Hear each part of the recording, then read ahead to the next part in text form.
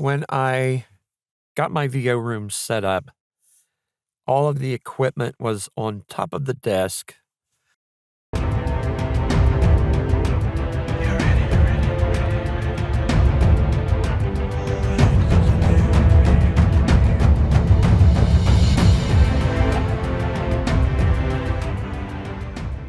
When I got my VO room set up, all of the equipment was on top of the desk, with the exception of my Furman M-8X2 surge protector and power strip.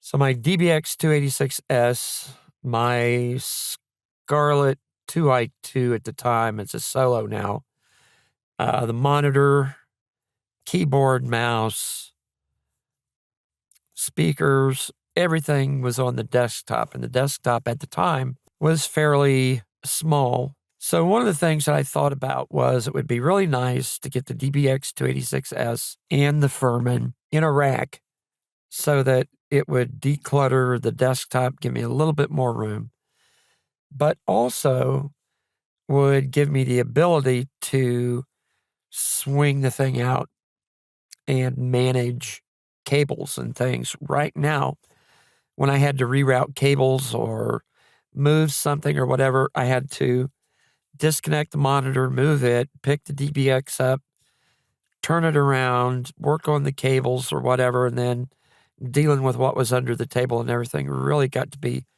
a bit of a problem because of the narrow space. I had some nice 1x4s left over from a project where I was building bookshelves, and I had enough to actually frame in a rack.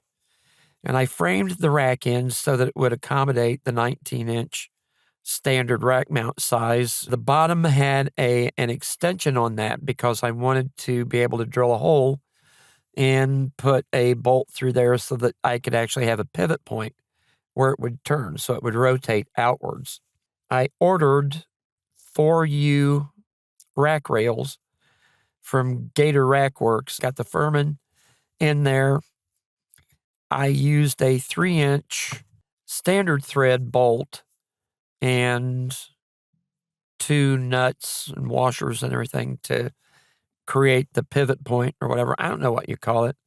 I tried to look up stuff about how to create a pivot point or whatever, and I'd get a few things about hardware, and then I'd get a whole lot about Excel pivot tables, and that's not what I was after.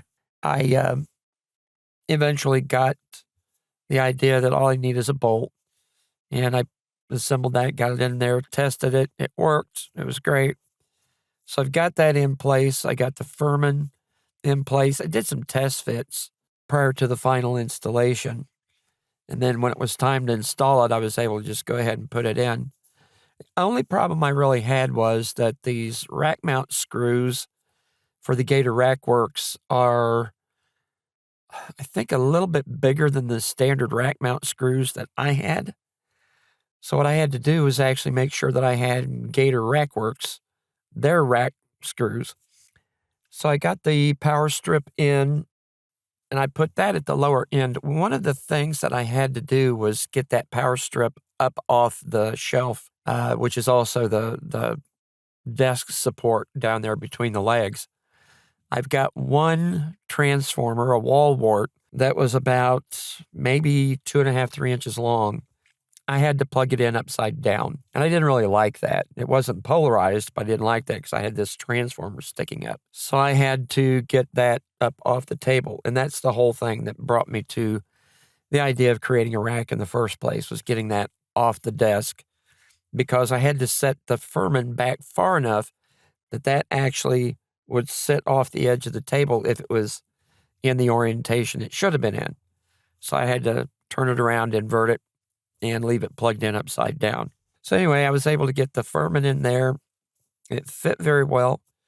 I was able to disconnect the DBX 286S and get it in, and it fits just fine.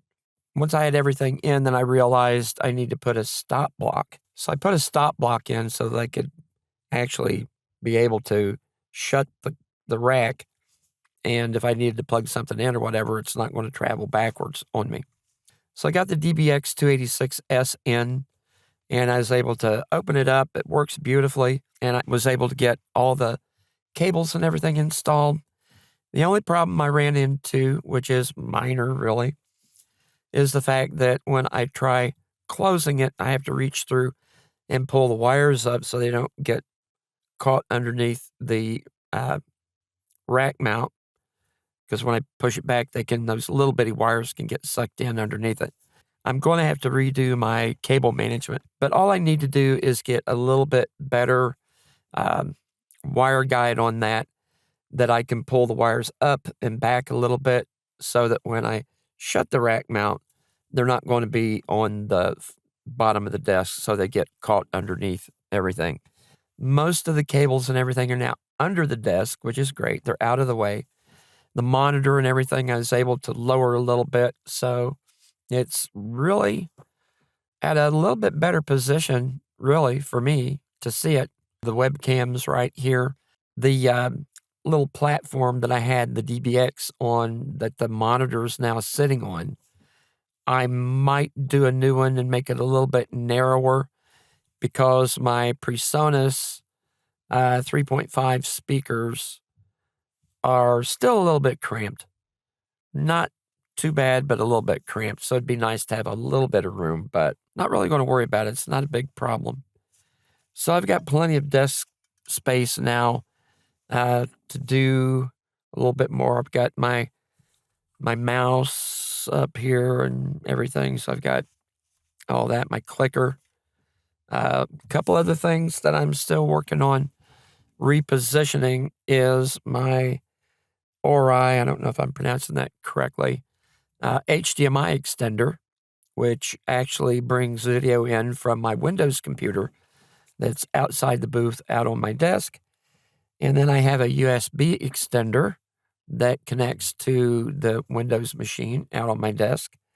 Both of those are still sitting off to the side, not in the same position they were, but near that. Still trying to figure out exactly where I'm going to put them. Both of these are for extending video and USB over Cat5 or Cat6. So that's what they're all about. Other question that I've got is whether or not I will actually move the Scarlett Solo. Right now it's sitting on top of one of my monitors here, and it'd be kind of nice maybe to get it off of there down below. It would help to consolidate the cables and things and get those kind of all in one place so that they're not going everywhere. Not really a big deal. Right now it's sitting here and it's working just fine. Everything's okay. The Mac is over at the side. It's mounted to the wall. And it would actually give it a little bit closer proximity to the DBX and a few other things, which has been a problem because the signal goes out of the DBX 286S with a 1/4-inch plug to a XLR plug. Right now it's about a 3-foot, really could be a little bit longer. I might replace that here at some point in time. The cutoff switch for the DBX 286S is still mounted to the side of the desk underneath, and that probably will just stay where it's at. There's no need really to move it. And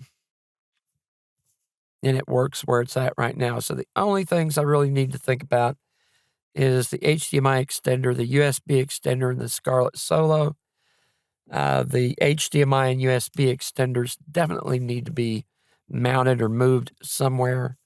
Getting them somewhere where they're really accessible for the power cords and the network cable that's the challenge. Not real hard, but I'll get it done.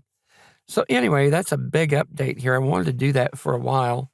I've got about everything here. The only thing I had to go buy was the 3-inch bolt and the nuts and washers that I used for the pivot. I don't know what you call that. It's not an axle. It's not a hinge. The only drawback that I see is that the DBX 286S and the Furman are not visible to me. They're right here below the desk.